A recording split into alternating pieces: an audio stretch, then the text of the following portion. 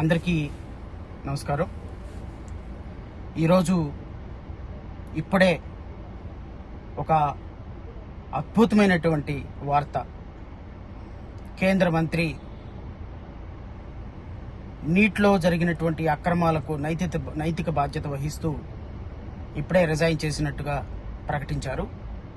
నిజంగా భారతదేశంలో ఒక స్ఫూర్తిదాయకమైనటువంటి ఉద్యమంలో భాగస్వామి అయినందుకు, జంతర్ మంతర్లో కొన్ని లక్షలాది మంది యువత ఈరోజు ఈ ఉద్యమాన్ని ముందుకు తీసుకువెళ్ళిపోయినందుకు, ఈరోజు కేంద్ర ప్రభుత్వం మెడలు వంచి దేశంలో యువత అంటే కేవలం ఇంటర్నెట్కి పరిమితమయ్యే యువత కాదు, యువత అంటే దేశాన్ని ముందుకు తీసుకుపోగలిగిన సామర్థ్యం కలిగినటువంటి ఒక స్ఫూర్తిదాయకమైనటువంటి యువత అని నిరూపించినటువంటి ప్రతి ఒక్క యువతీ యువకులకి నేను జేబీబీ రావు భారత్ పార్టీ తరపు నుంచి హృదయపూర్వక కృతజ్ఞతలు తెలియజేస్తున్నాను.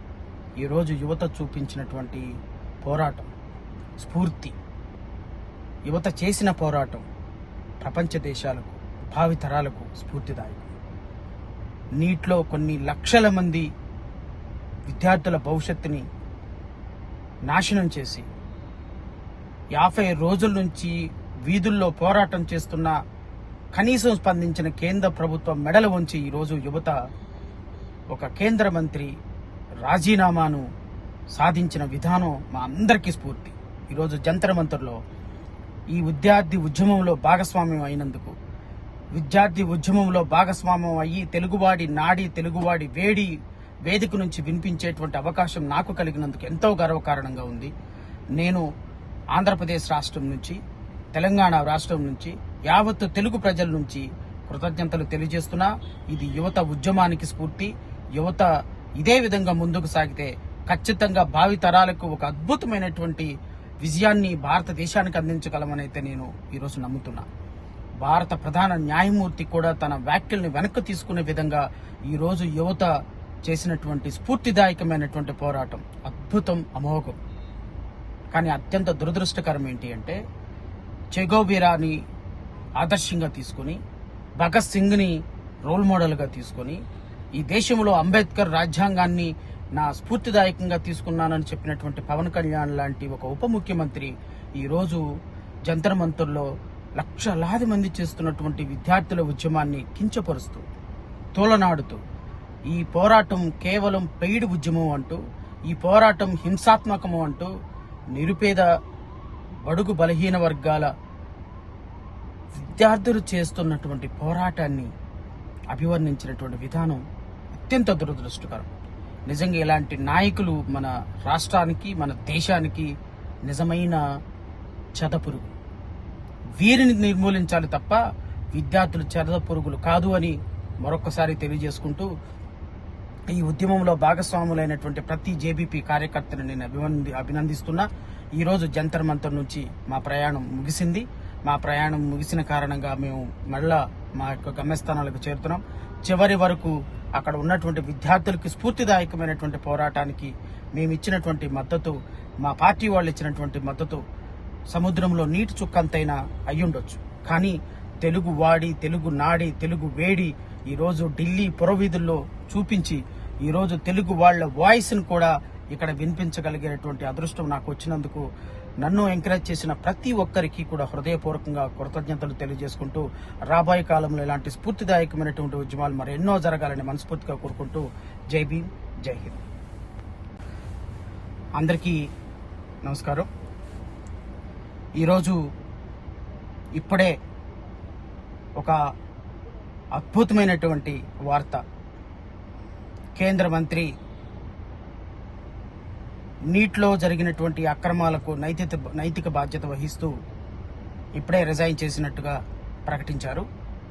నిజంగా భారతదేశంలో ఒక స్ఫూర్తిదాయకమైనటువంటి ఉద్యమంలో భాగస్వామి అయినందుకు, జంతర్ మంతర్లో కొన్ని లక్షలాది మంది యువత ఈరోజు ఈ ఉద్యమాన్ని ముందుకు తీసుకువెళ్ళిపోయినందుకు, ఈరోజు కేంద్ర ప్రభుత్వం మెడలు వంచి దేశంలో యువత అంటే కేవలం ఇంటర్నెట్కి పరిమితమయ్యే యువత కాదు, యువత అంటే దేశాన్ని ముందుకు తీసుకుపోగలిగిన సామర్థ్యం కలిగినటువంటి ఒక స్ఫూర్తిదాయకమైనటువంటి యువత అని నిరూపించినటువంటి ప్రతి ఒక్క యువతీ యువకులకి నేను జేబీబీ రావు భారత్ పార్టీ తరపు నుంచి హృదయపూర్వక కృతజ్ఞతలు తెలియజేస్తున్నాను.